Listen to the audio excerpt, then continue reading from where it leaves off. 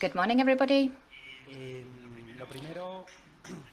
First of all, I'd like to say that I'm very proud to be here today. As Jacobo was saying, I'm here for the 6th year at CyberCamp. We've been going around several different cities, and it's great to be here, and it's great to know that they want me to be here with them. Today's workshop is about BLE. And in this workshop, we're going to see what we can do with these kinds of devices, how we can do sniffing with BLE devices, and how we can hack, should we say, and get into the safety elements of these devices and the different scenarios that we can come across in this field. Here's a brief presentation of who I am. I work in Telefónica. I'm the director of the UEM in the degree for IT security. And there's a few other little bits and pieces there. So what are we going to see here today in this workshop? We're going to start with a little bit of a theory about BLE. I'm going to ask you a couple of questions. Have you ever taken a tool to see what the security is, or you've worked with a BLE device? How many of you? Okay, so you're going to learn a lot today, because if most of you have not worked with them, then that's a good thing, because everything that you'll see today will be something new for you. How many of you have got devices that use BLE? I think pretty much all of you should be raising your hands, because your mobile devices, your smartphones use BLE. Perhaps you have a watch, or you have locators such as the one I have here. You've got things around you that use BLE. These intelligent bracelets that you can have. And this is a good thing about BLE and doing this workshop, is that it's something that's very familiar to you. So this is a little bit of the theory. Then we'll go in the first part into sniffing. And I'd like you to be able to use what we've learned today when you get home. It's about how can I sniff into that traffic on the network. We get to the WiSARC, and you've got a network cable, and you capture traffic. It's all about that, basically. You go to the ICP, and you see your PCAP packet, and doing this in Bluetooth at the beginning, people say, oh, I don't know about this. But we'll have a look into the different points of view of sniffing, and then we'll do an analysis of the TK. We will capture the traffic as if it were on a network, but using BLE technology, and we will analyze that traffic. So we're going to simulate a number of devices using these plaques that I have here.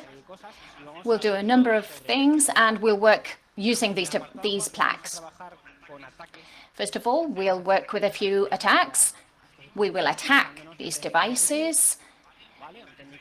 And we'll do using a technique which is like jamming and hijacking. I can see some of you smiling, so that's good. And we'll also do encrypted attacks. So in these devices that connect to iPods or your earphones or with your watch or your mobile phone, then is that encrypted or is it not? Sometimes it is, sometimes it isn't. So how is it encrypted? And we'll have a look at those cases, and we'll have a look at what you can do in order to attack when there is encryption. We'll also talk a little bit about spoofing on devices, or what you can see with that traffic that's going through the air, shall we say. Can it be spoofed? Can it not? It seems like we've got a lot of time, but in actual fact, we need to do several tests using physical devices And we'll probably come across a few failures as well, so we'd better get on with it. So before we begin, what do we need and how can we do this at home? It's being streamed. You can have a look at this when you get home and see what we've used in this workshop and repeat it at home. So what do you need? In terms of hardware, actually I've got 3 microbit plaques. It says 2 on here, but I've got 3. They've got a display, some sensors, Bluetooth, radio frequency, and they've got lots of different things on these tiny little square pieces. We're going to use a Bluetooth adapter as well, a very standard one. You might have one at home. And an Android device.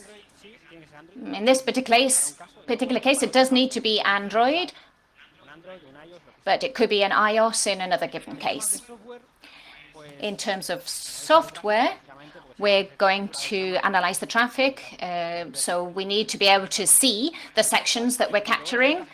We'll use Wireshark, HCI tool. This is available on any Linux. You don't need to install it. We do need to install BetterJack. We need that in order to be able to do the sniffing and to do a number of attacks. It's available on GitHub, and you can download it and install it right onto your plaques. We've also got BetterJack. We can use it. We've got GAT tool. We've got NRF Connect. I'm sure many of you will like that because you can download that onto your mobile. You can scan and send the commands from your mobile and that people like it because it's very easy to use. And then I've got my own tool, which is Home PWN. We'll have a look at that later. So let's go to the boring part. It's 10:10. So to get you a bit woken up this morning, let's have a look at a little bit of the theory. So Bluetooth Low Energy.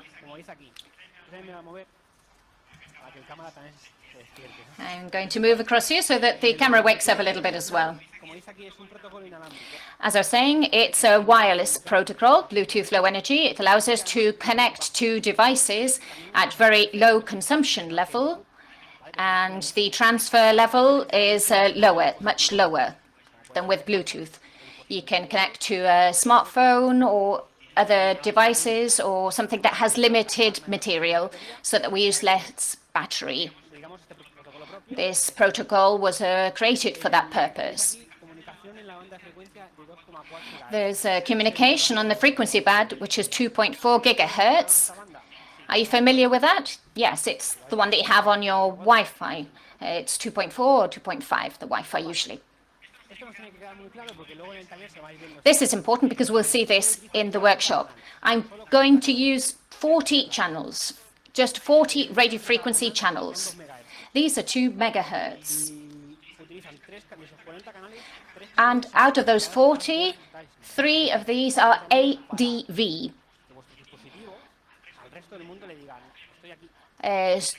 This basically means that so that your devices say to everybody else, here I am. Basically, your devices discover each other using these channels. When somebody wants to connect to your device using BLE, there is a request for a connection to one of those channels. So a little bit later, we'll see that with 3 of these, we'll be able to cover all the channels and we won't miss any connection. If we miss one of them, then the device will have to go through the 3 different channels until it finds a connection pattern. We have a 66% connection, and as long as we're within the radius of the pattern, then we'll be able to make a connection. So this is all about being here, and all the rest of them is 37 channels for data. And here's a bit of a diagram to make that a bit more clear, and also in this one. So you have the frequencies down at the bottom and the channel number. They're not in order. And then it goes from 2s to 2s. in frequency in megahertz. They go 1, 2, 3, 4, and then right up to the 38. They're not in order. There's a difference between the 37 and 38. They're not together. So this is what we've got to play with in Bluetooth. This is where your device is, your mobile with your watch, your mobile with your earphones, everything that's got Bluetooth, and BLE, they all work within this different space. And the requests for connection are used through the channels that I mentioned. So how do we hop between channels then? So this is a little bit more complex. We've got channels to capture those connections. I'm here and I want to be with you. So how do we hop between channels? The data goes through the channels. They don't go through the same channels all the time. There are different hops. You are sent a number of bytes through channel 5, and then we go to 12, and then we go to 19 and 16, and there are changes of channels. That's how it works. The protocol works in this way. Down there it says there is a hop interval pattern. So how many milliseconds we're going to change channel. This is remembered in the device. And then there's an increment in the hop as well. To which channel we're going to go. If it's an increase of 7, then we'll change it to a different channel. So here you have an image to be able to see it a little bit more clearly. So here we have the frequency and the time. We can start in one channel, but you can't see the number here. Here it's in the orange value on the left. And then we go to a different channel. And in the hop interval, we're there. And the receptor and the emitter change channel. And they send data through the different channels. That's how we do the channels hop. And this is a channel map. This indicates in a connection the channels that we're going to be using. So we have the hop interval. That's the time I'm going to be on a channel.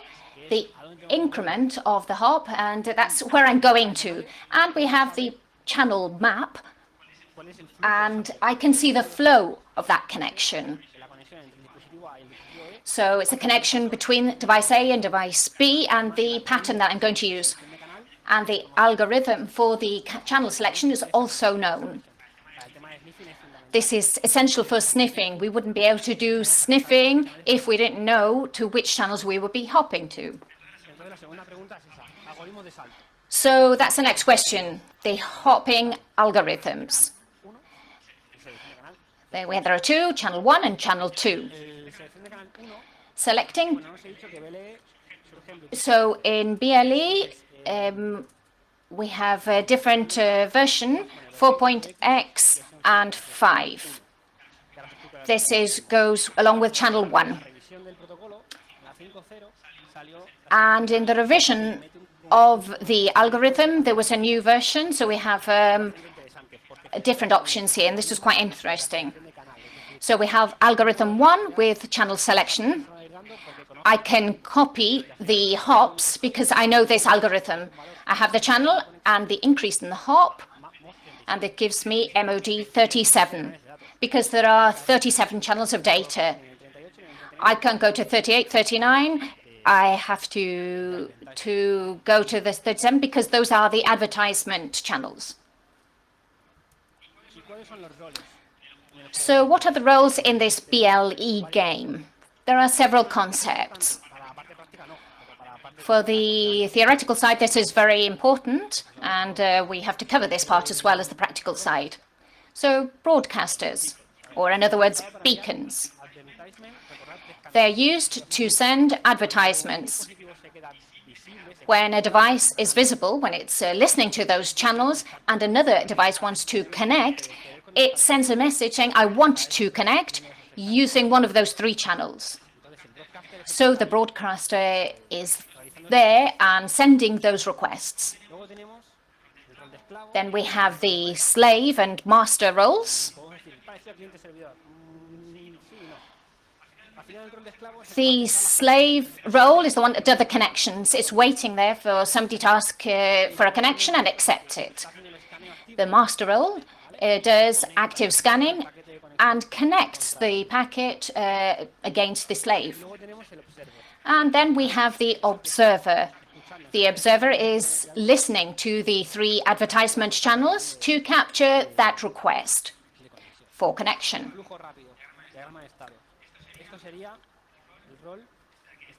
So we have the slave, and it identifies with this scheme that you can see on here, this diagram.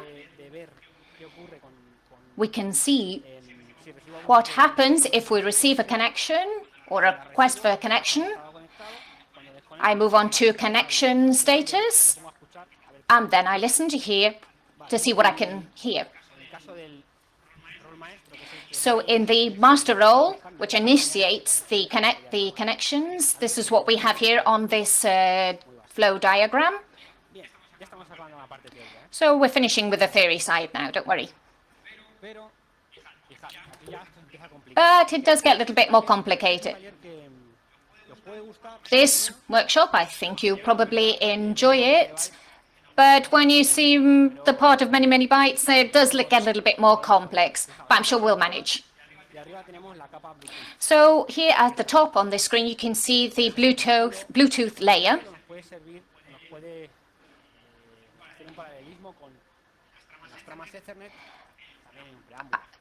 At the beginning, we have a preamble, and we can see a connection with the layer for the internet. So that's the part of the byte that you can see at the top.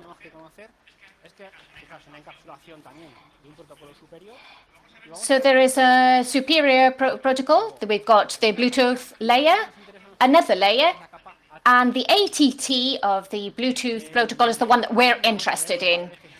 We'll see the values that are being sent, and the devices we'll see in lower layers, and we'll also see the characteristics that are being sent. We'll see that later on. We need to know what is being sent and how it's being sent. I don't know if you're already connected with this. So now let's move on to the sniffing part.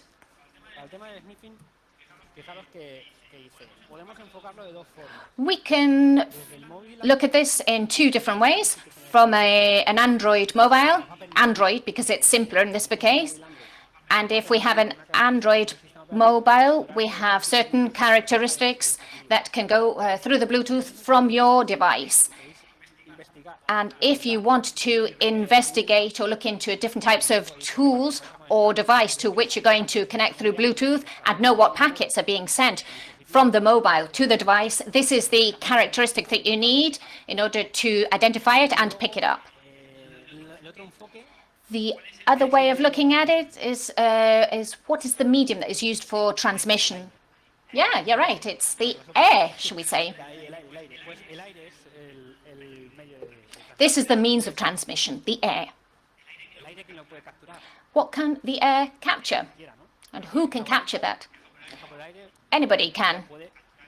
Over Wi-Fi, anything can capture that traffic. You might not be able to see it, but you can capture it. If we're in this room, for example, we can capture that. So we're going to use hardware, these plaques that I was showing you before, in order to capture that traffic that is going through the air.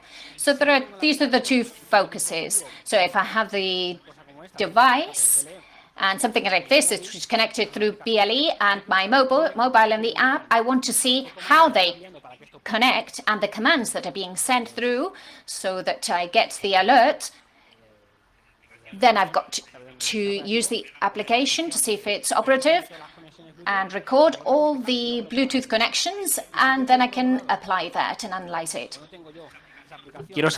But if I don't have that application, I would like to know how this is communicating, then I have to sniff the traffic in RAW, and then I can find either encrypted or decrypted traffic. So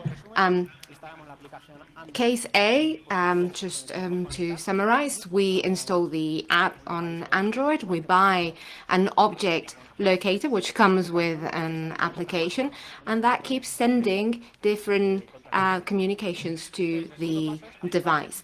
Then we have to activate and enable the Bluetooth HCI snoop lock, and we configure it. So everything, we can even say everything the device sends through Bluetooth, you can store in this file. And where is this going to be stored? In the internal memory. It depends on what you have, really. Now, on this device, for example, it is being stored on Android data, and the name ends with snoop.log. Even if it's a .log, this is not a text file.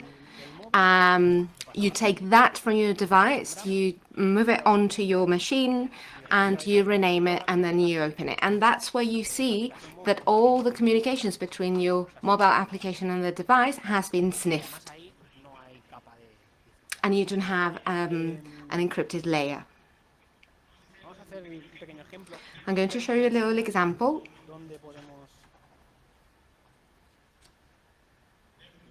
So you can see where we can find this.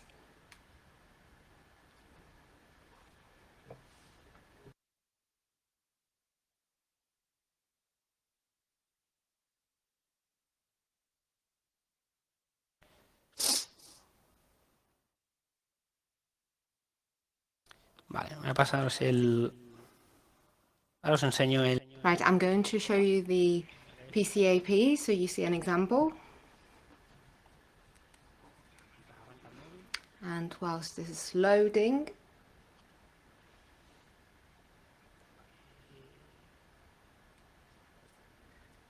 right.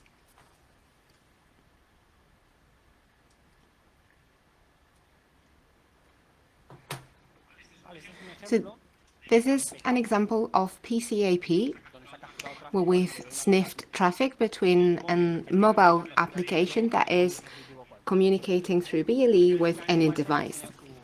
Obviously, we have filters for this. And as I was saying, what we're really interested in is the protocol, this one here.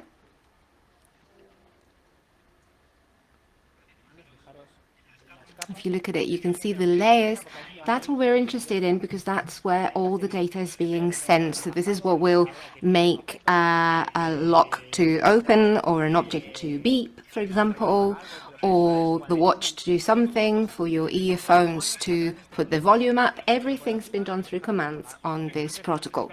But the same, just as it happens with TCP/IP architecture, we have a Bluetooth battery with different layers here, a different stack, Bluetooth stack, and we will look into this in more detail when we start with the sniffing. So we're just going to open this.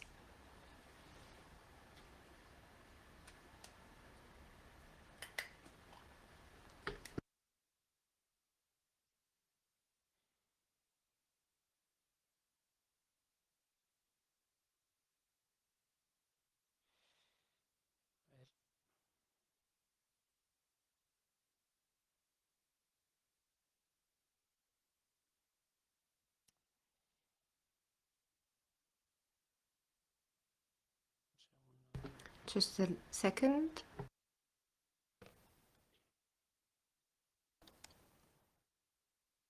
Ahí.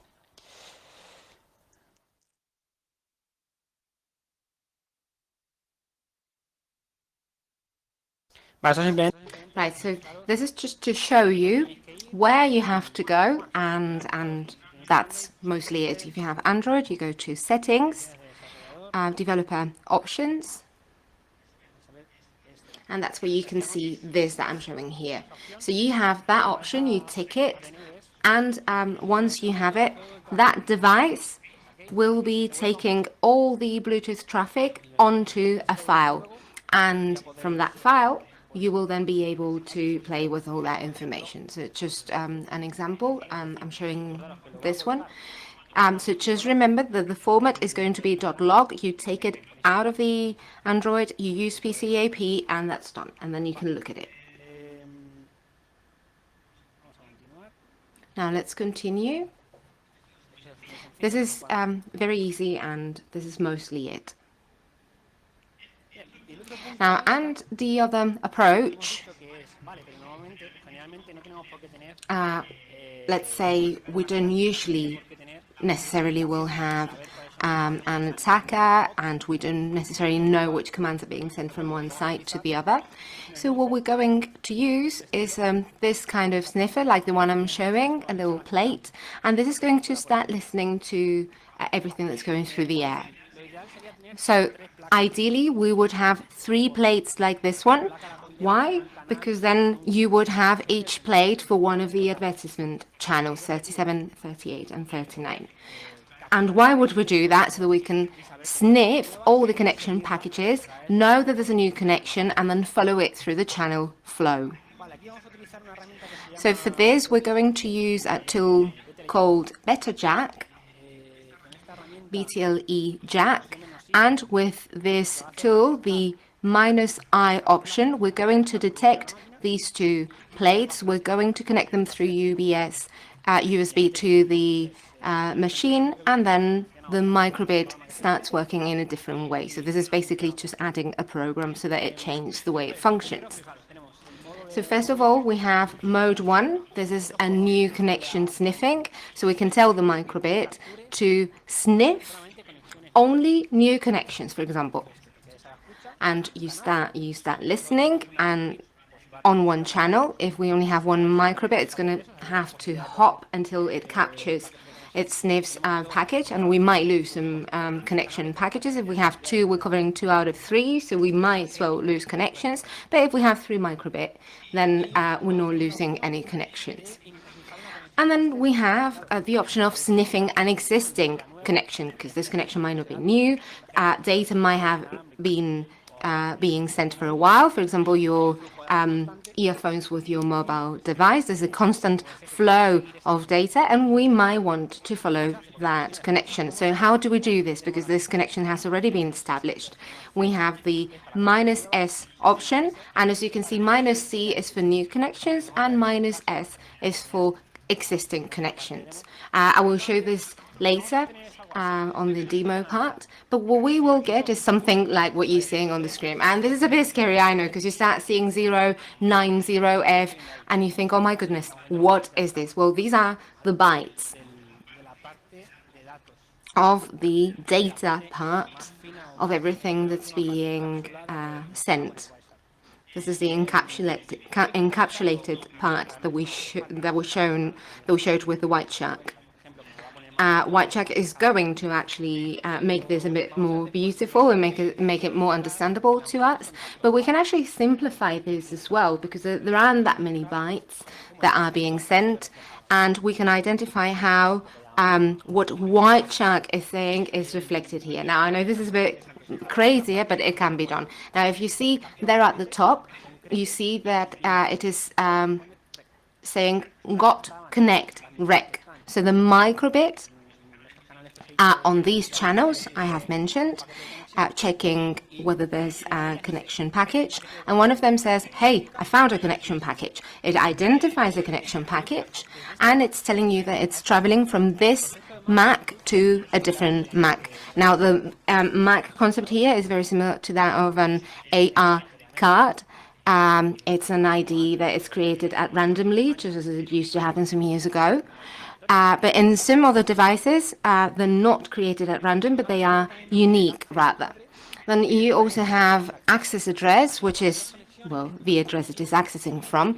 And when you have 2 connections between devices, you have an access address to identify that connection. It's exactly a sort of identifier. Then we have CRC to see that the data that we're sending are not corrupted. You can see that we have a hop interval 24. And that means that every 30 milliseconds, there's a change of channel. So it is hopping from one channel to another. And then you can see a hop increment with a value of 6. So that means that if we going on hopping channels every 6, so we're going to go from 1 to 7, then to 13, etc. And with mod 37, we can go backwards or forwards, depending on what we want. And you can see here also the channel map. And we have one FFFFF. That means 5 bytes. And if a channel is being used or can be used, it will make more noise than the others, and so that channel is going to be set to 1. So every channel from 0 to 39 are 5 bytes, right? If you think about it, every channel is a bit. So 0 if you can use it, if you cannot use it, 1 if you can use it. So you've got the map here, and as you can see, you can use most of them because there are many Fs, and that is going to change depending on the connection. And then you have the timeout as well. So as you can see, there's a lot of information here that you can check afterwards on BetterJack as well. And how do we then put this on a file? Because everything that I have been explaining is shown on the screen, but of course there's way too many weird bytes. So how can we have this on a PCAP file? BetterJack will allow us to do it. With -X, we will indicate the format. With -O, we will say where we want the information to be stored. And with -W, we will have a pipe to connect the TeleJack exit with BetterJack. And this is very important, by the way. That and the format, the -X Nordic. And that has to be like this. So we're going to start with the practical part now.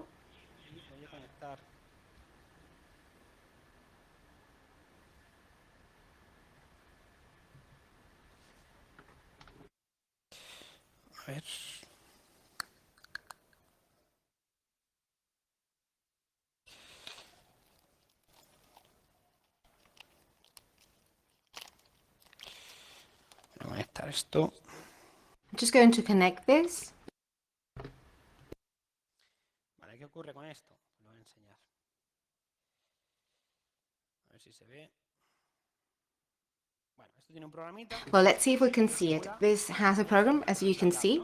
This is simulating a lock. Yeah, can you see it? Yeah, more or less. Well, I'm not very good at drawing, but more or less you can see it, right? It's a padlock. And this is actually simulating a smart lock. So instead of doing it physically, we're going to simulate it. So we have a program with a display. When it is locked, we send commands that are not the key to open the padlock, and it won't open. So we need to know which command we have to send for the padlock to actually open. So on a real smart lock, this would open when we send a command to open from the mobile application. But because we do not have the mobile application, we want to know what is being sent in order to open it. So we're going to sniff that traffic. So we come to the development environment a bit later on.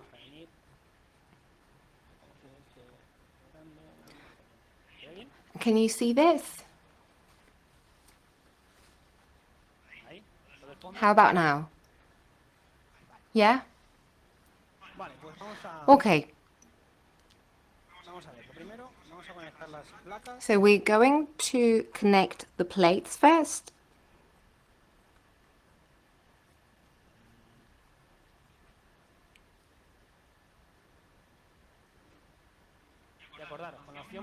Remember, with -I, what we do is to put the BTLE-Jack program to that plate automatically. So you can see they're flashing there. This starts vibrating. You can see the light flashing here, and done. Now, the next thing we can do is either wait for new connections, and because we have detected, or the application has detected, that we have 2 connections and that we also have the BTLE-Jack, it's telling us that it has detected 2. Remember that if we have 3 microbits, we won't miss any package. Now, with another application, see, as you can see, we're already sniffing Bluetooth packages. So what we're going to do is to connect this.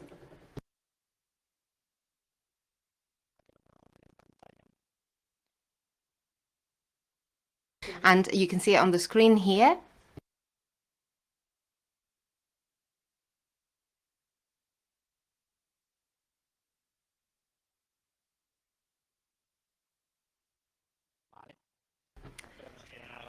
There we go. I hope you will not get to see all my messages and everything, because this could happen, but, well, we'll see.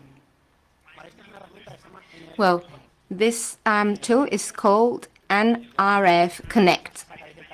So I think one of the things that you will take from this workshop is this application, which is quite cool. And you can see that we can see all the devices that are within our range. And on this room, we're seeing quite a lot of devices which are close to us. We have a filter here. If we want to lower the amount of devices that we're seeing, can you see 7 out of 51 at the top?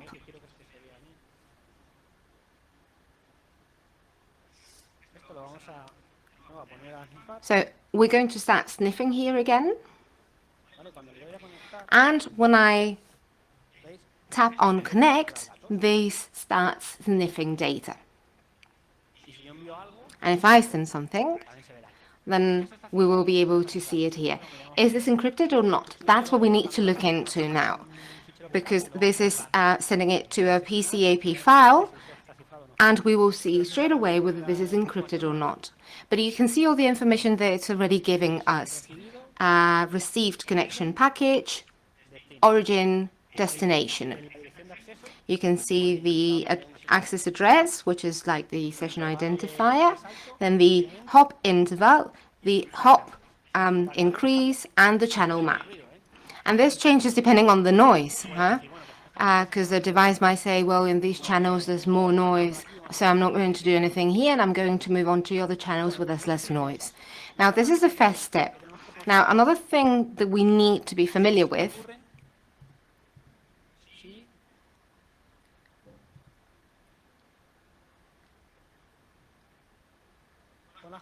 is what happens with existing connections when there's already data flow.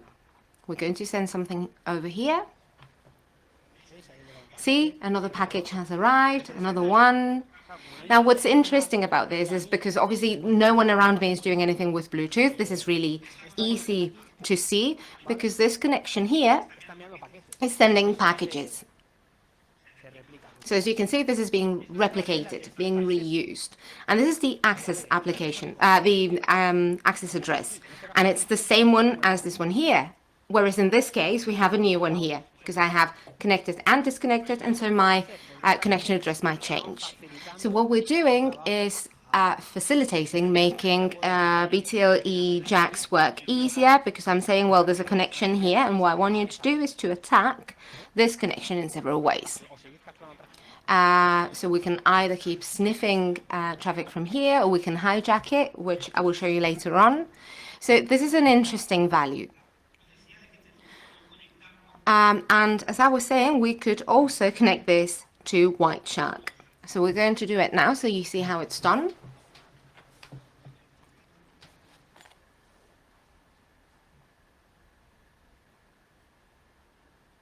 Right.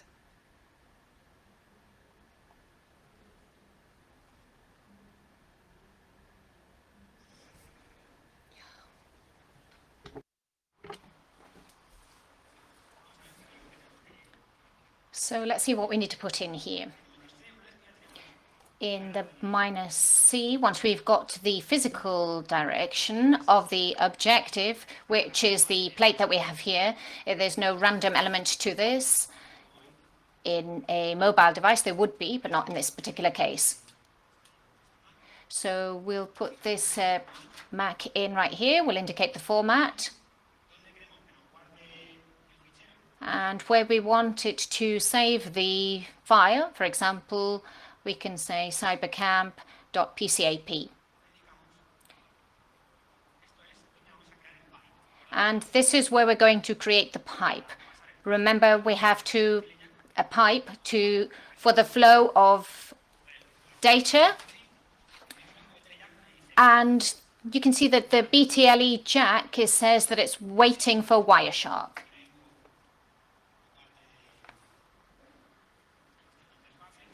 Let me come to the interface management section and the pipes. And I'll put in the pipe that I've just created.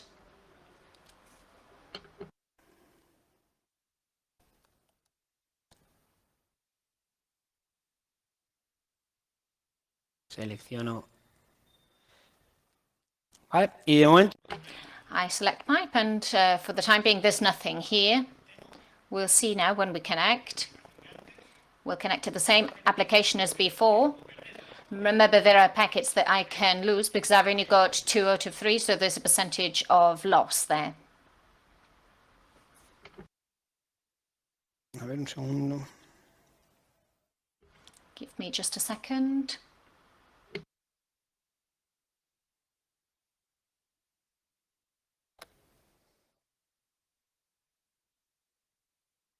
No, se ha quedado sin batería esto. Oh dear, it's run out of battery. Ahora. Okay, now we're back.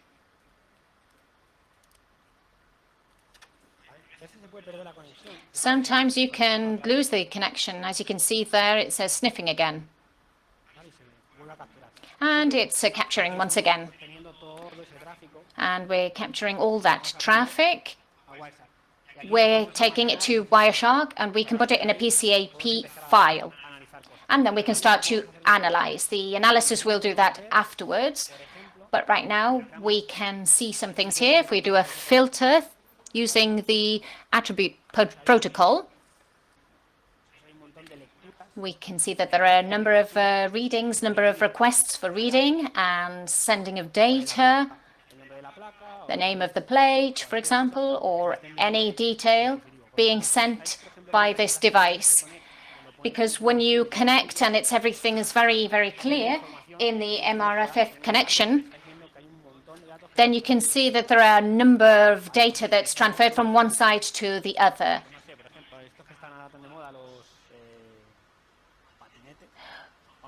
When you connect with these skates, for example, they're so popular now, you can see that a lot of information is being sent into your mobile.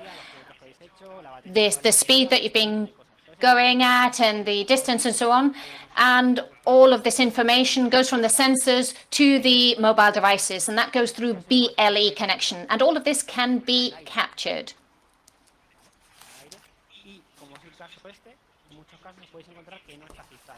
And you might find that in this particular case, it's not encrypted. The packet is not encrypted in ATT. It can or cannot be encrypted.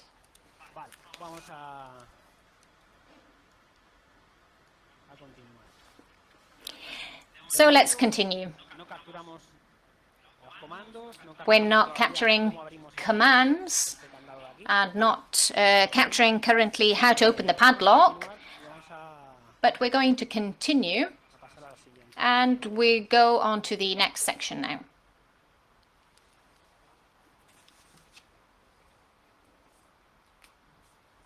Bien, el análisis de PCAP. Vale. So this is PCAP analysis. There are 2 ways of capturing that traffic, either from the app, the device, or through these plates. Using the plates, there are more solutions. There's not the only solution. There are some which are a bit more homemade, like this one, or other more complex ones. So PCAP analysis means that I have some sections and I need to know what to do with them. This is why finding out whether or not it's encrypted or not is important, because it will take me down one route or another. So what can we get from a PCAP? So we have to align in first place with a PCAP. We can get a Bluetooth profile so that we all understand it. It's what it is the description of the type of device based on its services. It says if we're connecting to a speaker or something else. And then we have the service. It defines the functions of the device. The functions of the device are the entire set of a profile. You can see that in the picture. What we're most interested in BLE is the characteristics. These are properties in the device that can give us information about the device or to send information and for it to do something. I'll give you an example. In the padlock that we were simulating, it cannot give us information. Well, it can say, I'm a padlock, I've got this series number. It can give us that information. But in order to be able to capture that information and use it in a normal application, we need notification characteristics and reading characteristics.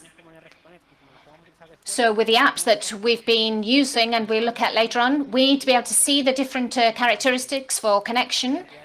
And it'll say if it has reading or writing characteristics, both, and what you can do with those characteristics. It's setting up the context for what the device is for.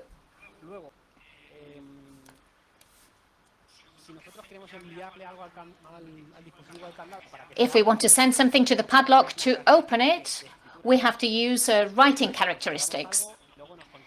We might send something and it might send something back in different characteristics, and we have to play with that and return with that. That's a little bit of the game that we have to play.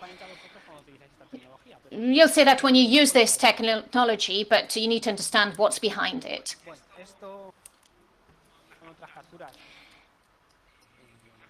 These are other captures, other gatherings, and we've got the handler concept here, the handle concept.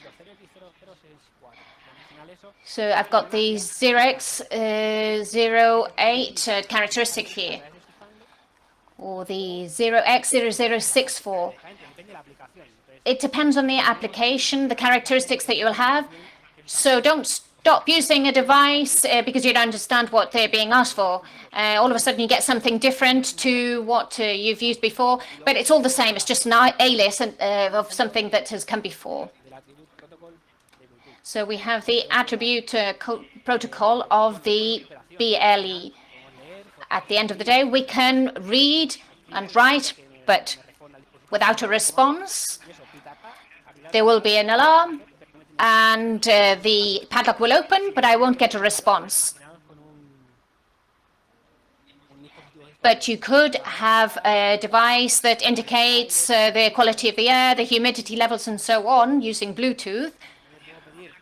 I could ask about the quality of the air at a given time. I can do that over Wi-Fi as well, but it could be Bluetooth. And if I send a request, I'm expecting a response in a different kind of characteristics. So let's move on to this slide. I said we will be able to see the information using Wi-Fi or to do it in this way.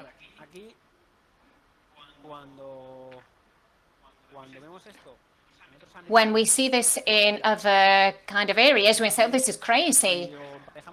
But we link it to WhatsApp, we see that they're aligned. It's just represented in a different way. But if we go step by step, we will see that what we see in WhatsApp is what we're seeing here.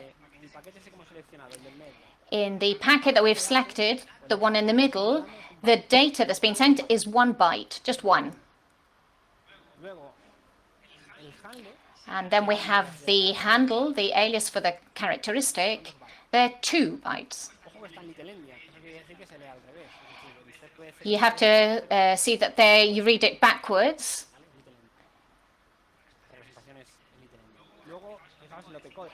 So, and have a look at the OP code as well. It's 5.2. This is a writing permission, and you can get components that is much simpler way, but you do have the IP code here.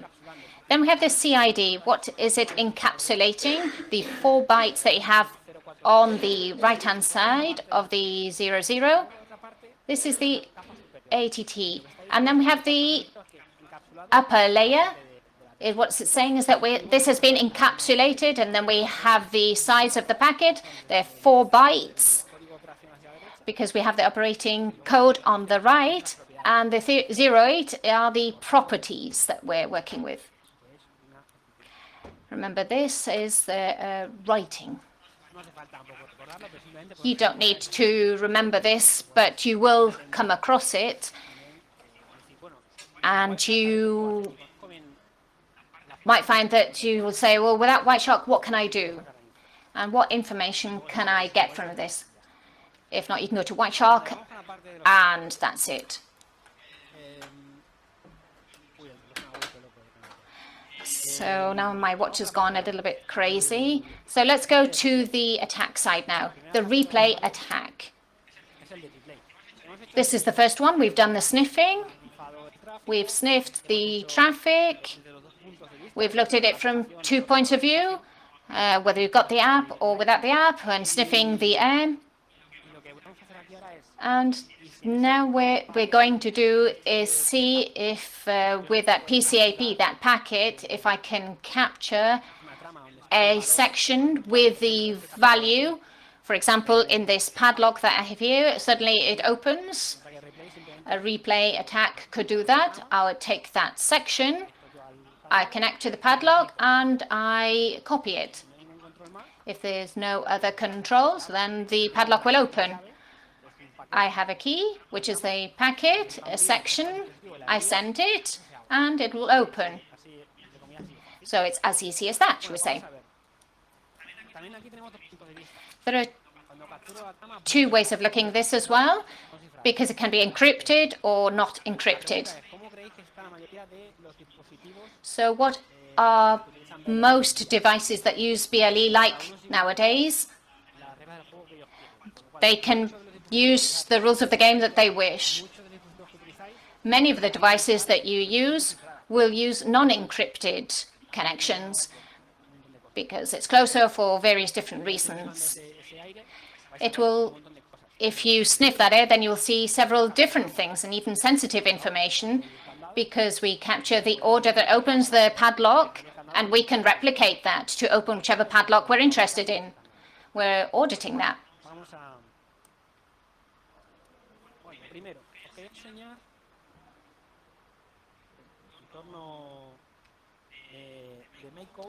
I wanted to show you the made code scheme environment. This is a project in the UK, and it's a very simple. I don't know how many of you know the scripts. This is very similar. It's Microsoft language. You can program it in blocks, and it can be programmed with Python.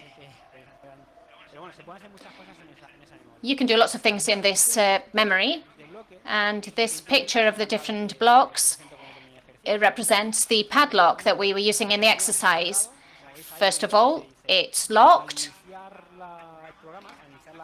So when the plate is started, there is a closed padlock. The objective is to open it. There is another event, which is when a device connects to the plate. And at that point, what we can do is listen to what is being sent, the commands that are being sent, and there's a sniff there, and what is sent is the same as what I've got here, then I can open the padlock. If it is not sent in the same way or go through a different branch, then it will not open. It's very simple. So when it's open, we'll see a byte on the screen. With blocks, this code can be managed very easily. We download this environment on a web, and we get a .x file, and then we have to take that to the microbit. We set up a disk unit. I open it and paste it, and suddenly it it will flash and it will be turned into a smart lock or a simulated smart lock. I'm going to show you something else now, but even from this environment, we can say that the communication should be encrypted, and this is useful for the encrypted attack. So we have the whole environment in order to play with. So let's go now to the example.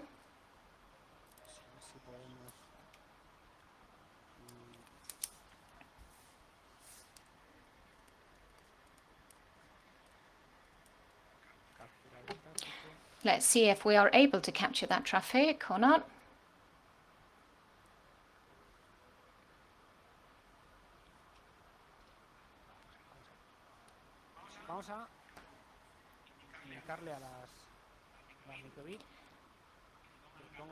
So let's tell the microbytes to start capturing and send it all to White Shark. We have this here waiting. Aquí. Voy a poner esto.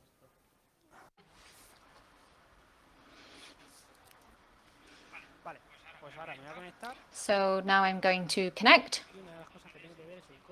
And one of the things I need to look at is the code because I can't remember it right now. So I'm going to connect now. Vale, conectado. Y le voy a mandar el comando que me abre. I'm going to send the command that opens the padlock.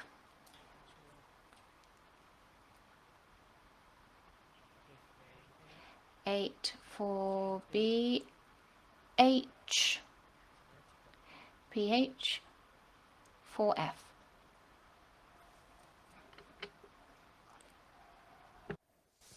Vale, voy a enseñar ahora también. Ya tengo capturado esto. Now I've captured this. Voy a enseñar cómo queda. No, iPhone no.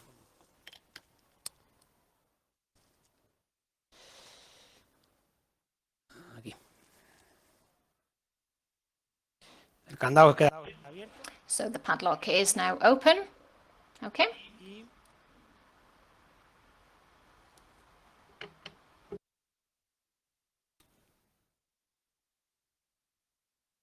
Vale, y tenemos el fichero. And we have the file. Let's go to the file.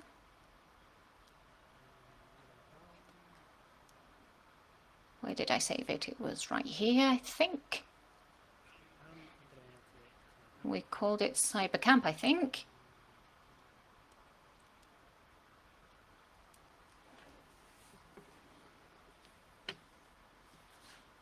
Vale, pues en este fichero. So we have the filter on this file from the protocol from our application. So we need to look when we get the right commands.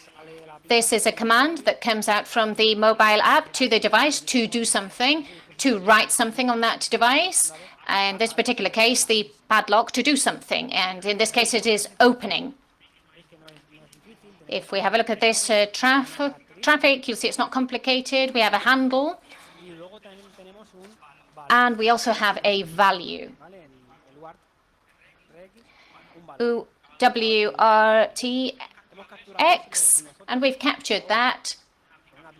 And we've done this with our own application. And we can replay that section.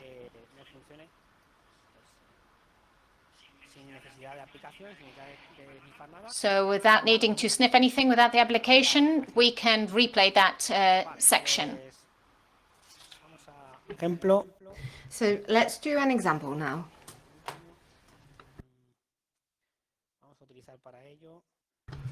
And for this example, we're going to get rid of this plate.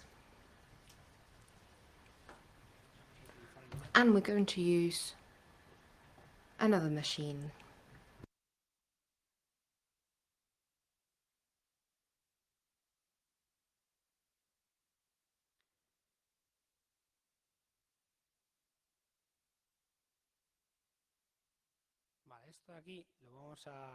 Right. So we're going to reset this. So it's locked again. See, now you can see smart lock, and then you'll see the little padlock. Yeah, done.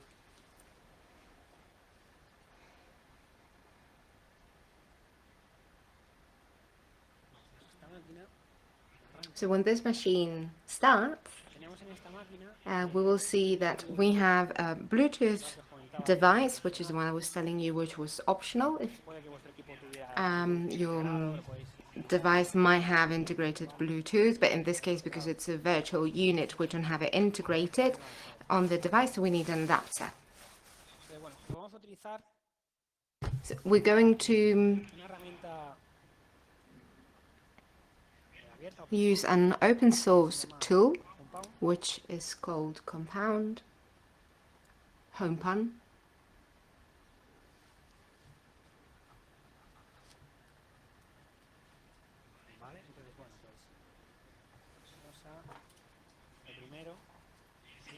So first of all, there's a series of modules that you can fiddle with. It's on GitHub.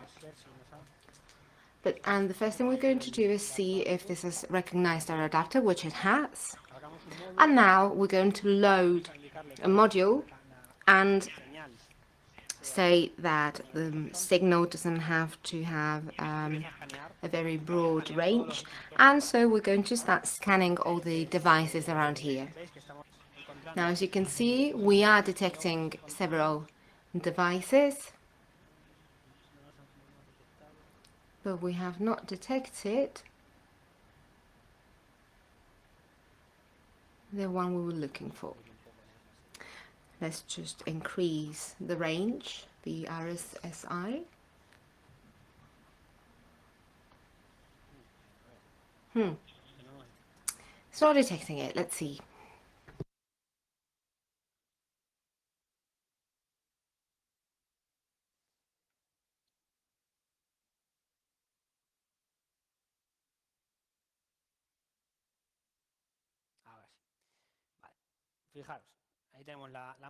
So we've got the Mac here, we've got them kind of addressed. In this case, it's random, important, could be random, could be public, but we will see it straight away. And now we're going to load another module, BLE module, to read the characteristics and see its features as well. So we've got the module options here, and we give it the MAC. Now careful here, because we could manage with random or public the type of address. So we need to know which one it is. So we connect, and here we have all the characteristics. So the UID and handle. These are very important. We see the two features and the kind of permission, and this is important because if it's read-only, then it will try to download it to see what information it gives. So we have text information, and that is read automatically, but there's other kinds of information that it's not so easy to read.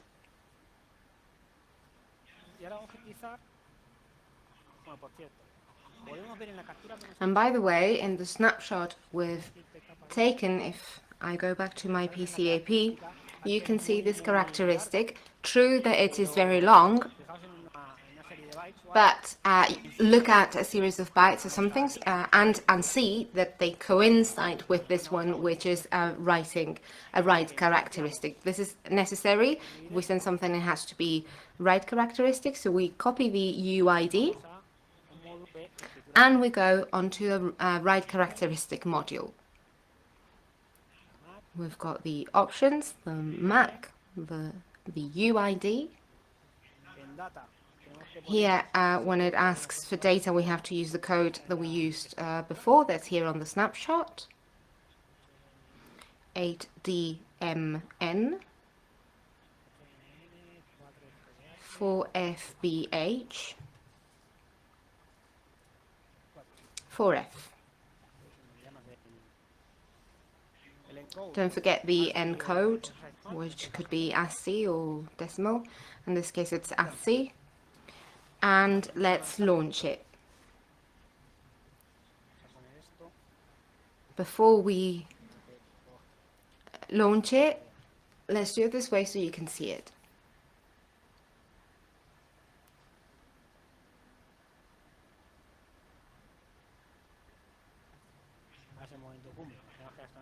Now, picture if this doesn't work, and we've been here all morning and now it doesn't work. It could happen, by the way. Ah, there we go. Now it said bye. We've done something wrong. Let's check. 8DMN, 4FB, H4F.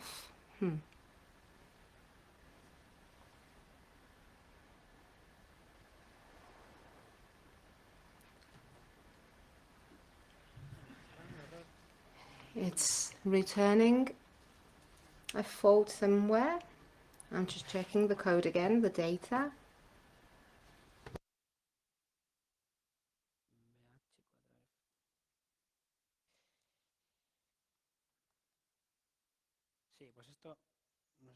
Yeah, this is returning a failure for some reason, but we have a video, thankfully, so I can show it to you anyway.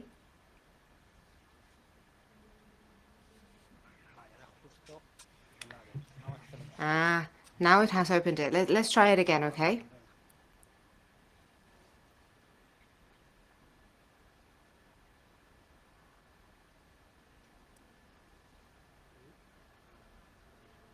There you go. You can see the padlock.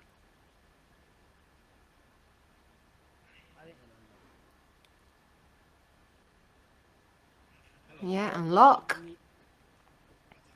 And open. See? So this is the easiest example, because at the end of the day, it's just you capture the frame, you sniff the frame that has activated and unlocked the device, and I can just replay it. But it could happen that there's a more complex logic. For example, there's data are being sent and there's an answer and something else needs to be done, or directly that it's encrypted. And that obviously makes our intentions and objective more complicated to attain. So let's continue now. Now, replay attack is clear, right? Easy. You can do it at home with your devices, please, with your own devices, or if you're auditing another device.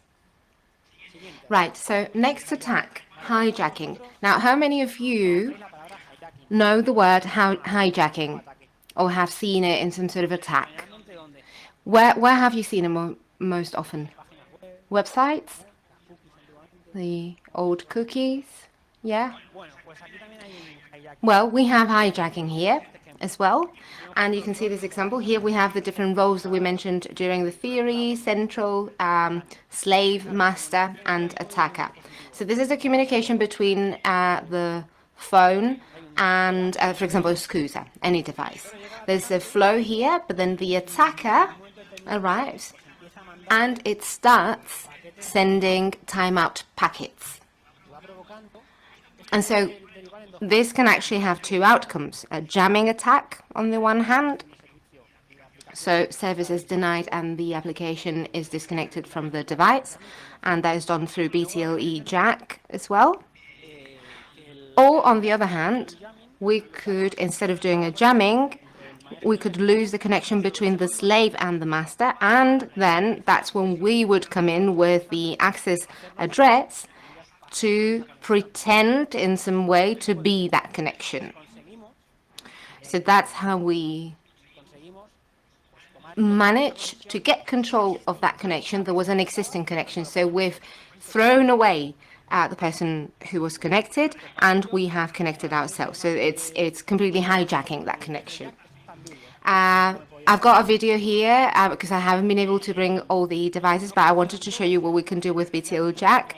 BTLJack doesn't work with every device. It depends on the implementation that's being done in the background. But I'm going to show you an example which works on this video. You'll see it later. What's interesting here is that with BTLJack, I have thrown away the legitimate device. I have hijacked that connection, and you can see the discover option, so I can get all the characteristics of that device and I can interact with said device. I have to know what I can send and everything, so there's a sniffing that has to be done previously. But anyway, I'm going to show you this example so you see how it works. Can you see it properly? Yeah? Right, we are activating here the session.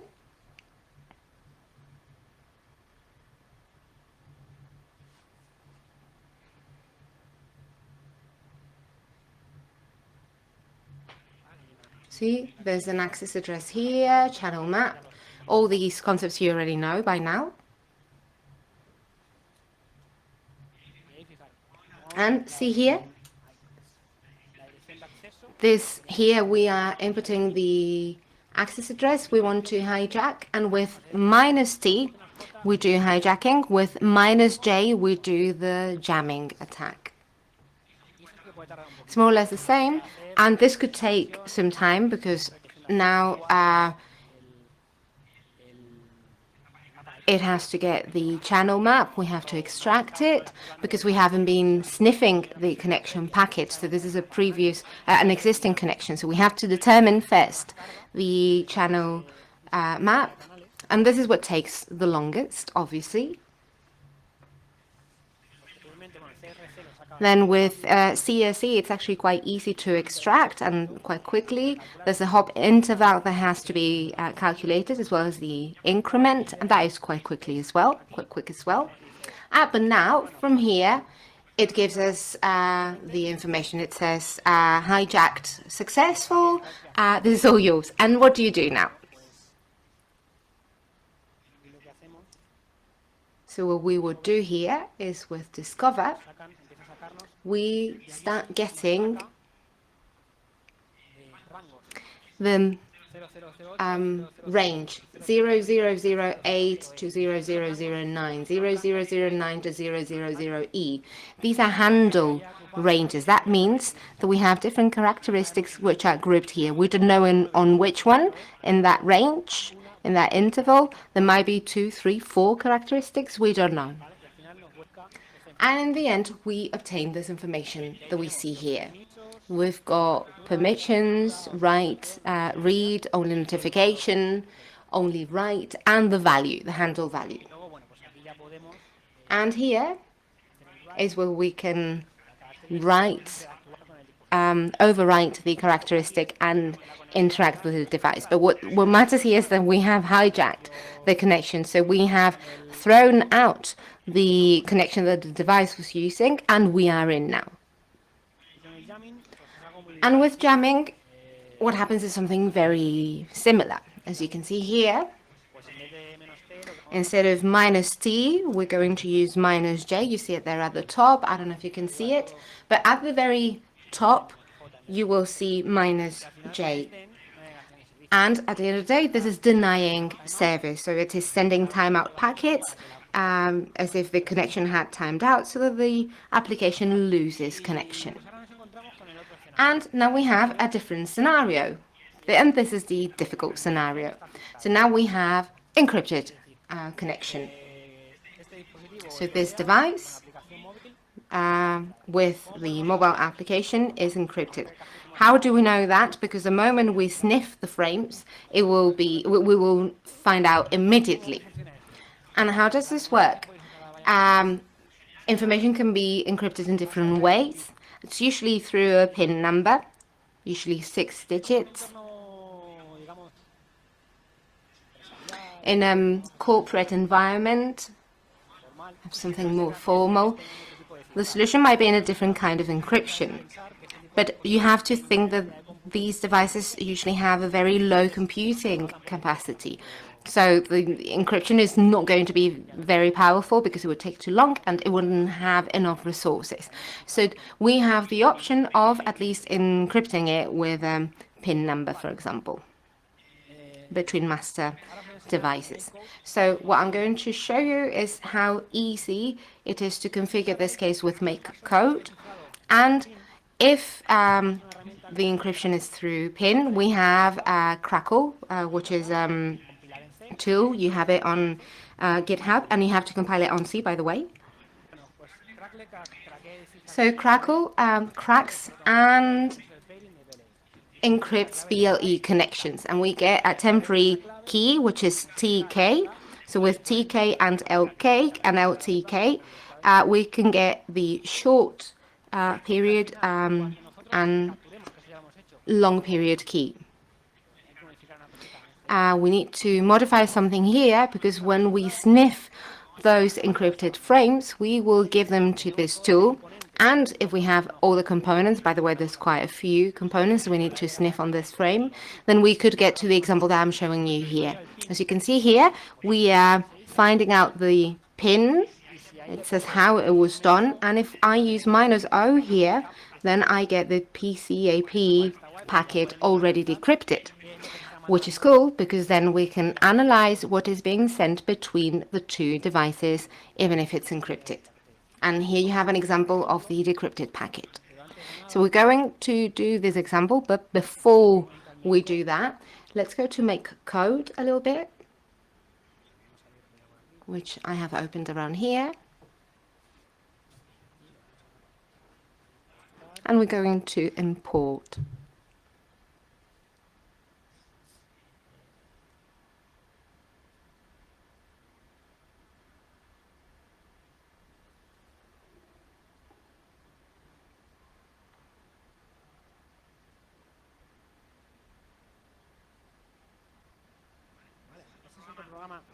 Now, this is another program. This has a bit higher iteration. It's got different sensors and you can send commands. And this command goes onto the plate and asks it to respond with the different characteristics so you don't have to subscribe or read a new characteristic. Say, for example, that you ask it to give you the temperature, the plate temperature, ambience temperature of the plate. So this game where you send request and you get an answer is full circle. But here we have a different solution, and that means that the plate, in order to pair with it, we need a PIN, and the connection is going to be encrypted. So whatever connection we make is going to be encrypted, and so we have to apply Crackle.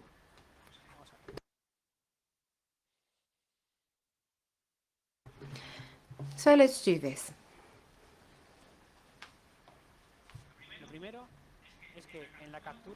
So first of all, when we sniff, we have to change the format. The format that Crackle is expecting is this one, which is the raw data. Let's call this Sniff CyberCamp 2, and everything else is exactly the same. It's just having this on the pipe, have an exit file, and done.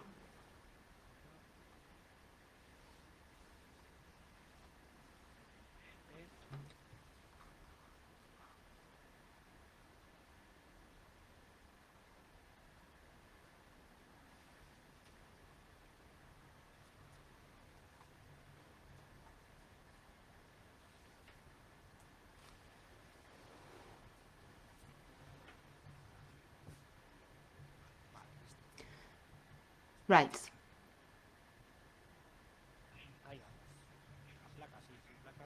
Oh, I need the plates. If I don't have the plates, it's going to be difficult to do this.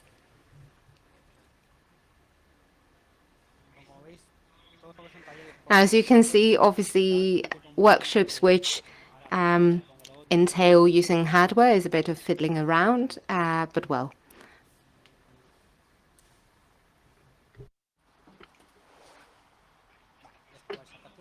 So now it's capturing.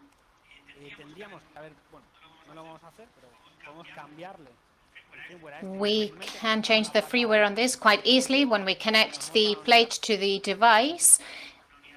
We have a microbit entity here, and we simply take it from the firmware over here. We copy it over here.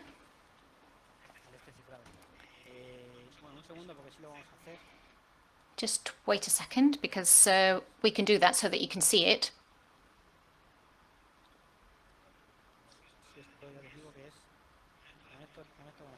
As I was saying, we have to connect, disconnect, connect again. Vale, aquí tenemos la microbit. Fijaros. Here we have the microbit. I'll just flash it up quickly. I've got the program here. Se pega aquí. We paste it over here, and then when we finish, we have the program, and the communication will now be encrypted.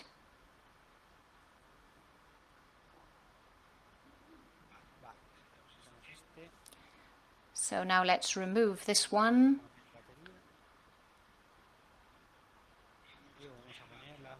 And we'll connect the microbit once again.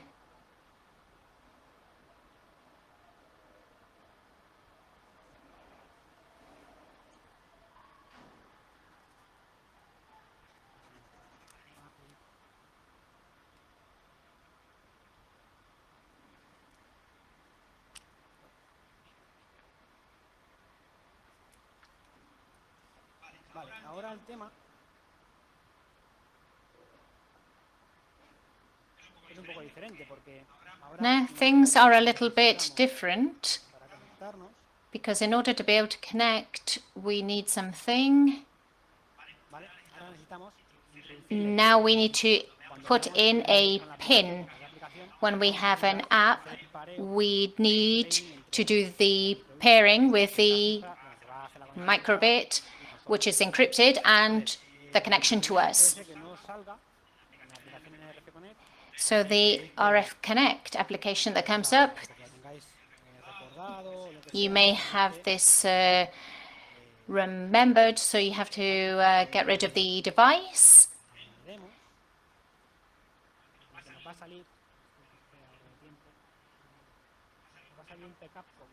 We're going to get a PCAP just like this one here when we select it.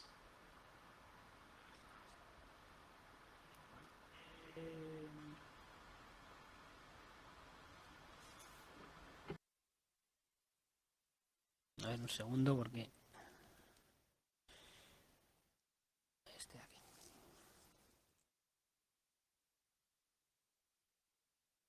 Vale, fijaos que tenemos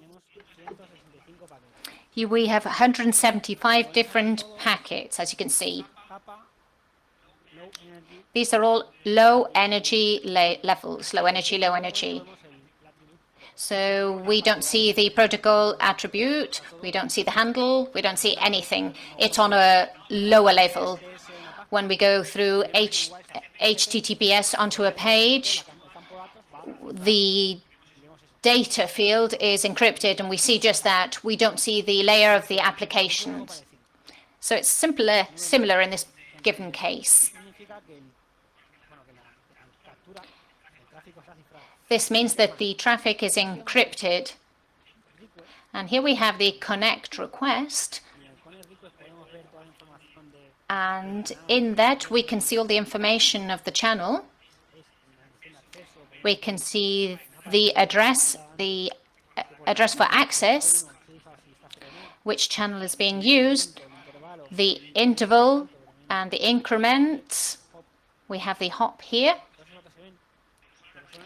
We can see all of this, and we can also see another element down here at the bottom. There's an encryption request, there's a response, and there's an initiation. So what we see after that is all encrypted. This capture is also very interesting, because otherwise the crackle won't work. We have the pairing request and the response for that, and a confirmation, and the 2 pairing packets. These are the requirements. The request and the confirmation and the random.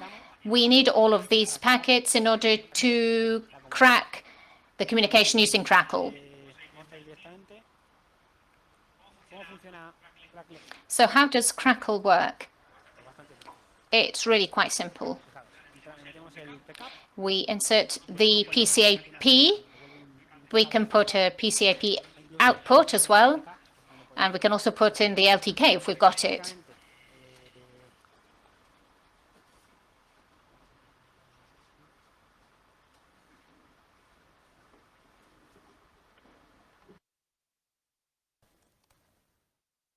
Cipher info.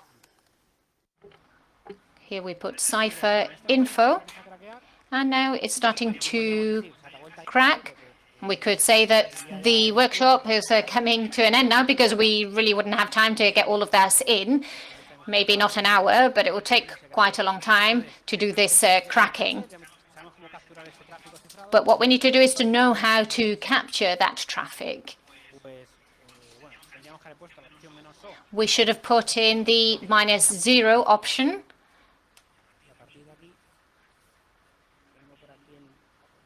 And I have the encryption package here. We had 165 packages before. Now we have the same capture here with the 175 packages. And these are all low energy layers have been converted now into ATTs because we've been able to decipher everything in these layers. In package 164 with 32 bytes of weight, we have a command and the use of the handle and the characteristic that we're sending to this command. So the program sends requests of temperature and give me information, and all of that interaction with the plate is all encrypted with a PIN. Since we haven't captured the PIN and everything we need, we have done that, and everything we need to do the encryption, we can do that. We can't do this in the workshop because we wouldn't have time to get through it all. So we have the non-encrypted layer. So we have the TMPF here sending this characteristic, and we could use that to send those commands and those requests and receive the information that we're looking for. So now that we've seen that, we're going to continue with this section here.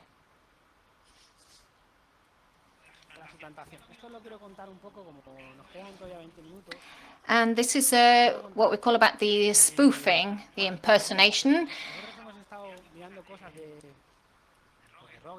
We have been looking at stealing with Bluetooth, going into a speaker that it is possible, and we can make that speaker look like a real one or even make it connect to you.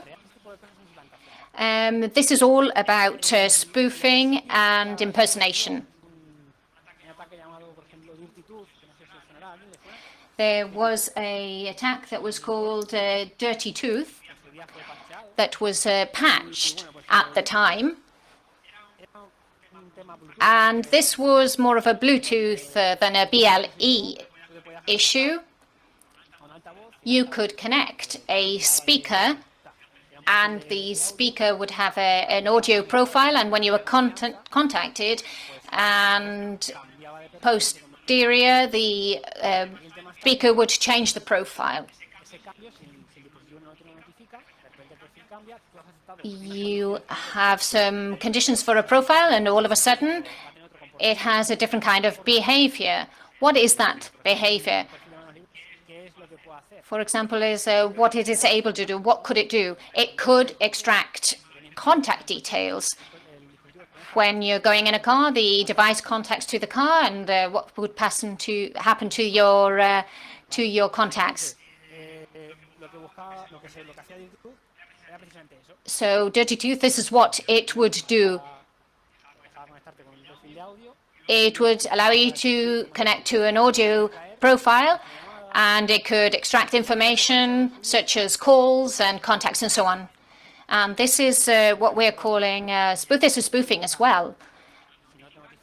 It's stealing a profile, and if you're not notified, then they can take information from you. People in XY have done some research into this, and in the airdrop protocol, if you're familiar with that, I don't know, are you? No? Does anybody here know airdrop?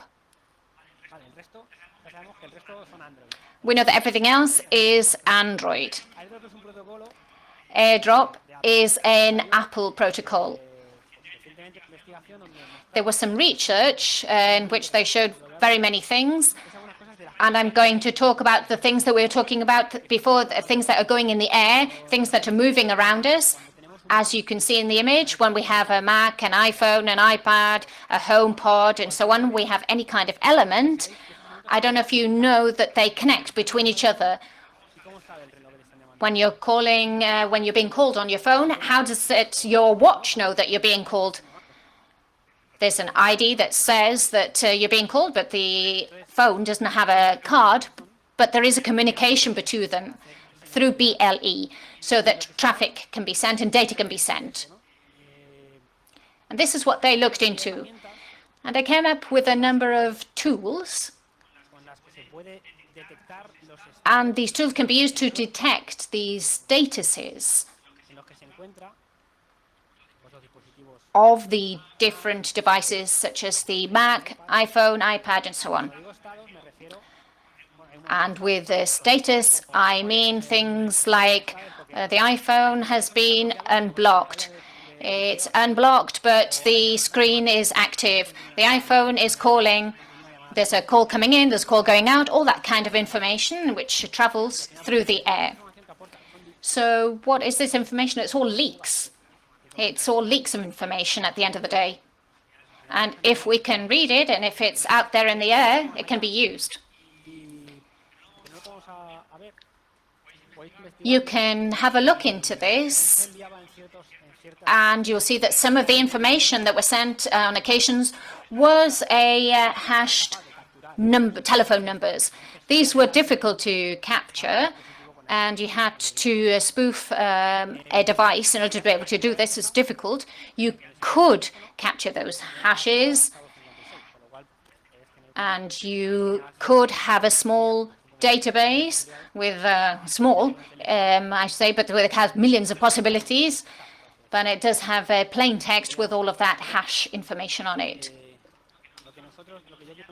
But what I want to show you is what is moving around in the air and what we can easily capture. So let me share the screen with you once again.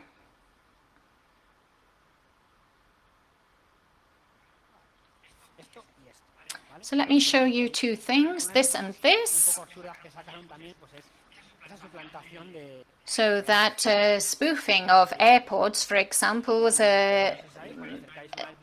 interesting. So when you go to an iPhone, when you go near to a phone, it's like magic because you have to make the connection between the two. That's done using BLE. A BLE package is sent. Oh, and here I am. Here's the AirPod, here's the iPhone, and they make the link. It's kind of like magic, but it's just BLE, really.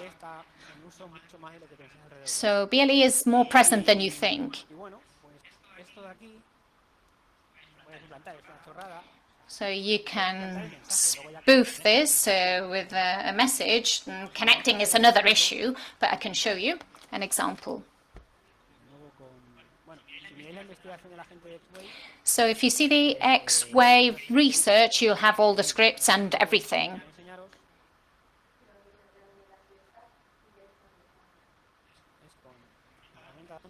So using the tool that we had from before, I can show you something now.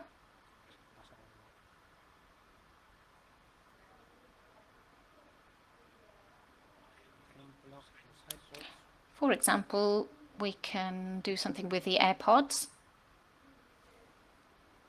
A ver si no funciona. Ahí va.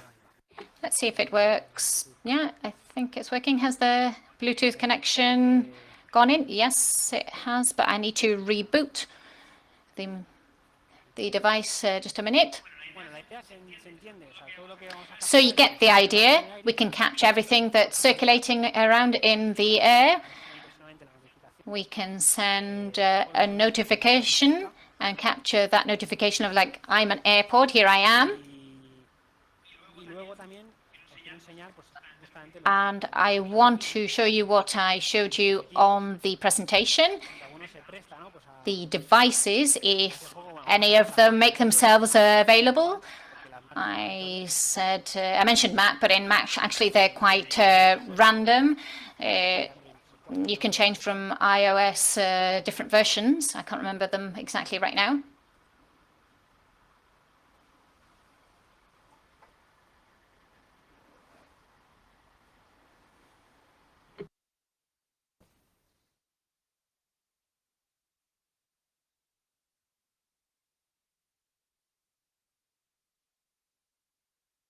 Vale, vamos a ver. A ver si ahora nos ha pillado el adaptador. We hadn't achieved a connection with the adapter.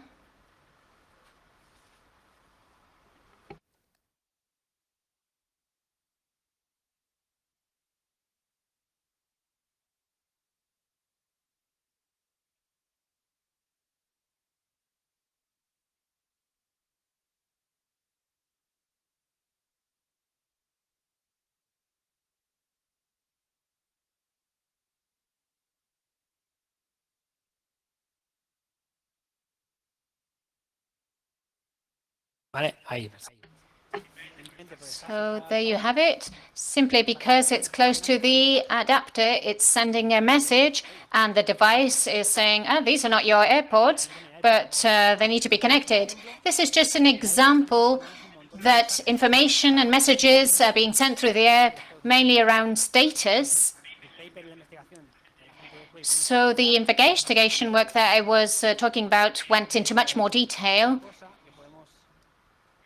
But we can also see another thing here, which is like reading the state of the devices.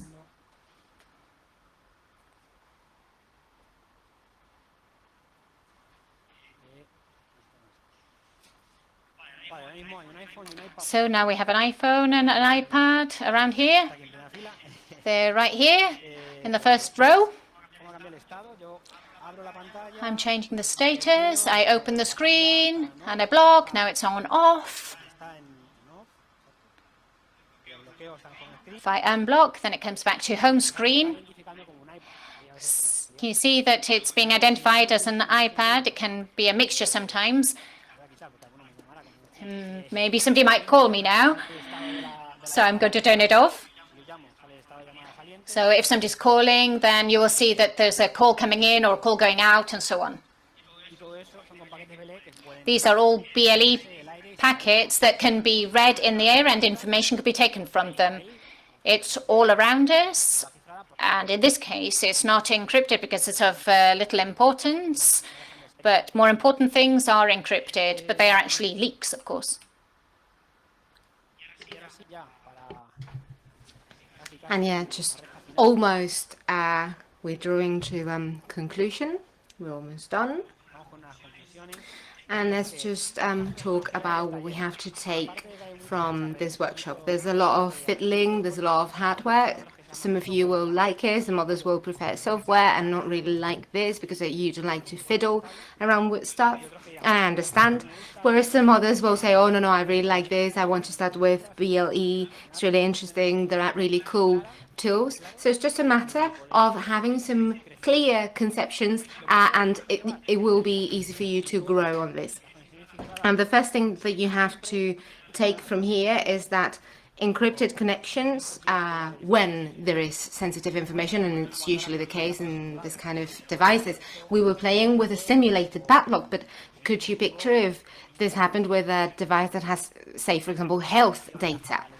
and that information is just traveling freely around the air. So that is sensitive information, and it is, or it should be, much more protected than other things. Now, it really also depends if this padlock was a real padlock, on where it was for it to be more or less sensitive. Now, you can do replay if the data are fixed and not variable. So we were talking about sniffing data. The value was always the same, and then it did something when it identified that value. This could be interesting, but you would need to study the logic of that application. It's reverse engineering. You can always do hijacking, which is a bit like jamming, a little service denial, and then you can spoof that access address and read characteristics or send commands through those characteristics. Now, main concepts we've seen, channel map, hop, how BLE works, in which channels it is, the characteristics, because at the end of the day, we all depend on them, be it to write or to read for different devices, because at the end of the day, the connections that you're going to scan are connectable. But of course, you need to know how to work with them, know the logics, know the security of those devices.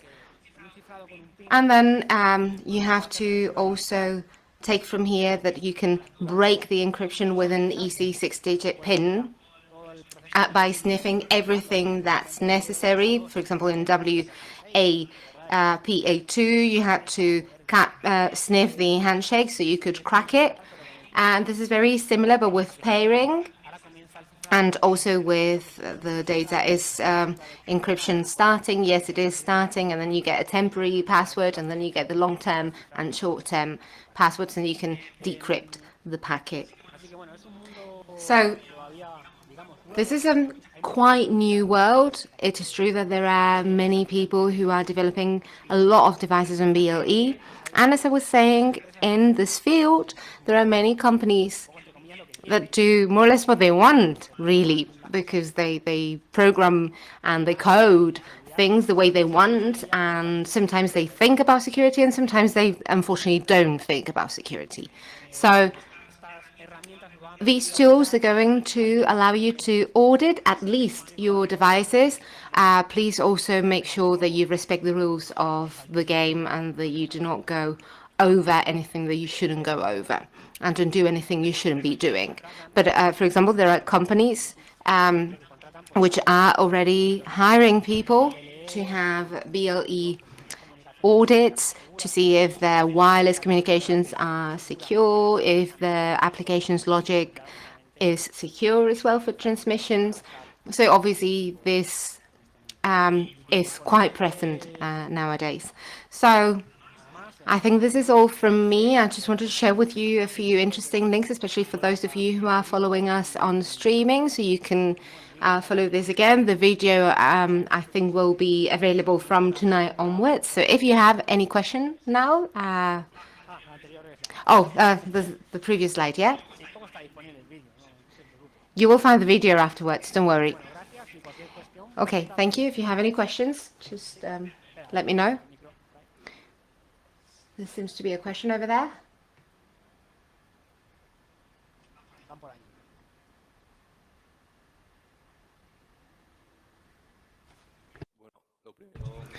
Well, first of all, thank you for your presentation. Sorry, I couldn't see you. There you are. You've shown a flow chart when you were talking about hijacking. And there was a smartphone and a BLE device. I was wondering, the applications that communicate from the smartphone with the BLE device, they usually also have HTTPS connections against an API. You mean on Wi-Fi? Yeah. How would you approach a red team audit when there's an API, a smartphone, and a BLE device? What would be the objective? Because it depends. For example, if you do reverse engineering of the communication protocol of all these devices, be it the API, the smartphone, or the smartphone with the BLE, the API can send requests to the smartphone, and this in turn send message to the BLE device. So what you're saying is that you get orders through HTTPS to the application, then through the application to the BLE against the device that we want to control or we are controlling. Right, so HTTPS would be more strengthened. So we would, first of all, analyze that. But the weakest link here would be when you connect the device to BLE, because if that connection is not encrypted, then you would attack the BLE part, because you can see what's being sent through HTTPS. But if the application is a bridge, as you were saying, the device is a bridge, and what I get through a Wi-Fi channel, I am sending or resending through another channel. And if this is not encrypted, and by the way, PIN is not necessarily secure, but if you pair once, then they have to sniff your pairing. Because when we talk about decrypting, we talk about sniffing the pairing. But anyway, if the BLE channel is not secure, then those commands that are being sent through HTTPS, you would attack that. And especially if you are at Red Team, you have 3 vectors: digital, physical, and social, or social engineering human factor world. So you would have to go to the most physical side. You would have to be close to that communications, because that would be the weakest link. And that's where the attacker would look for. Okay, and I have another question, please.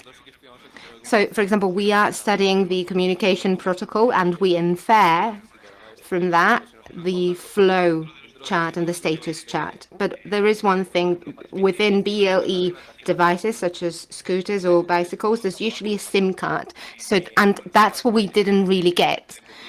Because that side, which is a telecommunication side, how would you audit that? You mean for the SIM card, right? Well, we would have to really see what type of communication is being established, see if it's 3G, GSM, 4G. So depending on the type of communication, we will need which test we have to associate to each, because obviously 4G has higher security. So we need to run some tests, and we would have to choose a methodology for those tests and then start from there. So if I have understood correctly, it's the same scenario that we had before, but with a SIM card, with an added SIM card. So just take into account that the channel, if you're coming out through a mobile network, a 4G network, you are getting traffic, HTTPS traffic. And let's say it's robust and that there's no weaknesses. So it would be the same thing, because the weakest link would be the connection with BLE. How are you going to audit that then? Then you would have to, first of all, determine the encryption that the mobile communication is using, with which layer, 3G, 4G, GSM, and that's where you can run a series of tests as well, because obviously that could be a weakest link as well in that layer. Thank you very much. Any other questions? There was one here.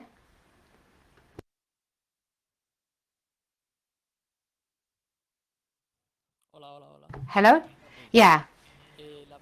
My question is, if you are under attack, it depends on the device that's being spoofed, or depending on that device, they will get different information, right? Yeah. So from that attack, how much information can the attacker get, or what kind of information can they get? Pictures? It depends. For example, with Dirty Tooth, and by the way, if you don't know it, have a look at it. What they did was to spoof a speaker, and it was an audio profile, and you could hear music. This was Bluetooth, not BLE, by the way. Then they would change the profile, and it will become a hands-off device. And hands-off devices have different functionalities, such as, for example, extracting your contacts and your call logs, and even the devices that were on your contact list. So there they could do that. But on the examples that we've been seeing, which is sniffing raw traffic, and then we have to apply the different layers with Whiteshark to see exactly what we are sniffing, and that's what the what is complex. So when we are sniffing stuff through our mobile application, then we have an advantage because we have the application ourselves, we know what we're doing, and then we can interpret that traffic because we see, oh, I've pressed this button and then this has been sent through Bluetooth. So we see exactly what can be extracted.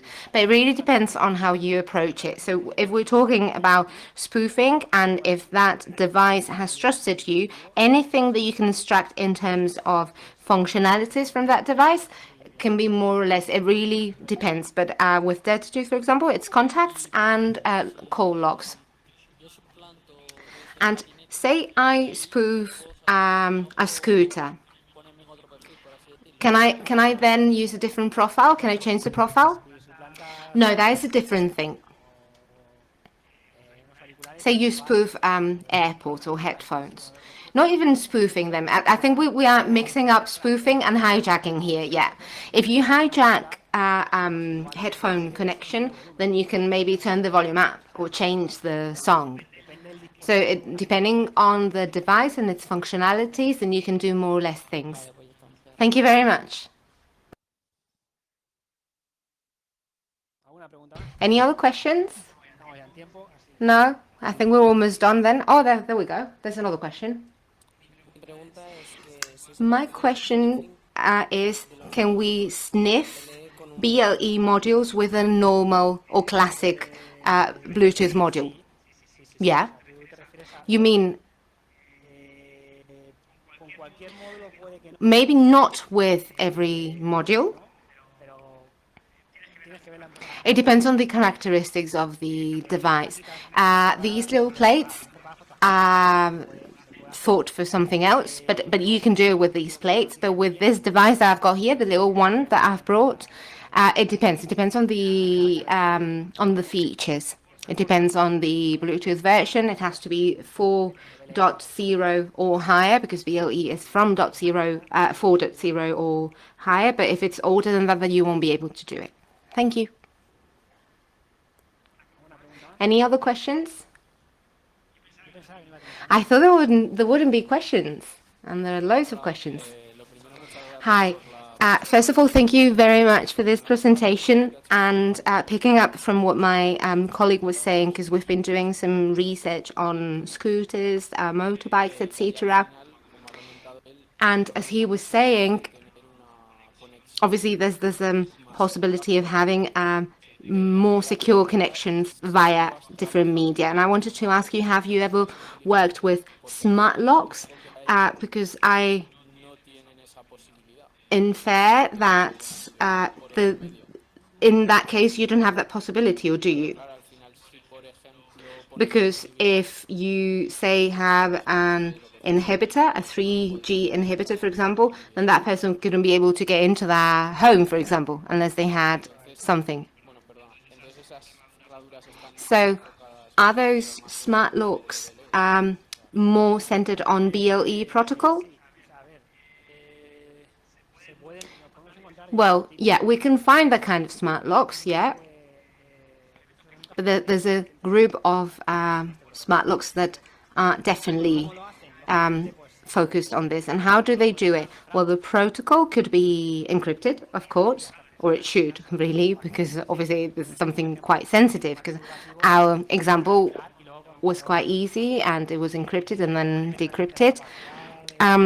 It will depend on the computing abilities of the smart lock as well. We know that the PIN is not secure, but then obviously you have to take into account pairing, sniffing, and many other considerations. So it's almost being at the right time in the right place. But then how this can be applied, it's very different. This channel can be strengthened and it can become something just like HTTPS in a different environment, for example. Yeah, thank you.